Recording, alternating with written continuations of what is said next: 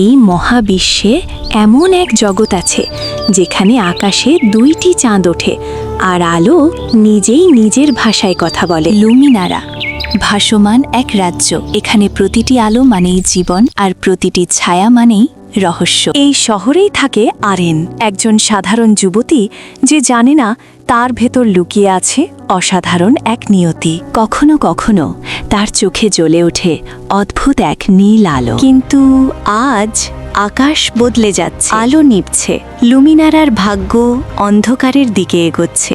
এই অন্ধকারের নাম ডার্কন, যে আলো ধ্বংস করে শক্তি অর্জন করে। আগুন, ধোঁয়া আর আতঙ্কে ভরে যায় শহর। মানুষের চিৎকারে কেঁপে ওঠে আকাশ। আরিন দৌড়ায়, প্রাণ বাঁচাতে নয়, বরং সত্য থেকে পালাতে।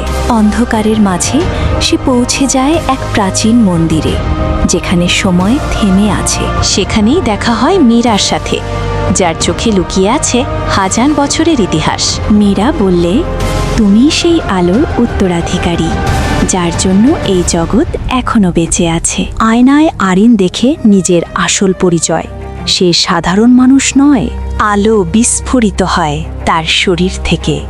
ভয় নয়, এখন তার চোখে শুধুই সংকল্প। আলো আর অন্ধকার মুখোমুখি। এই যুদ্ধ শুধু শক্তির নয়, এটি বিশ্বাসের। অন্ধকার সরে যায়, নতুন সূর্য ওঠে, লুমিনারা আবার বেঁচে ওঠে। কারণ আলো কখনো মরে না। একটি ত্যাগ থেকেই জন্ম নেয় আরেকটি কিংবদন্তি।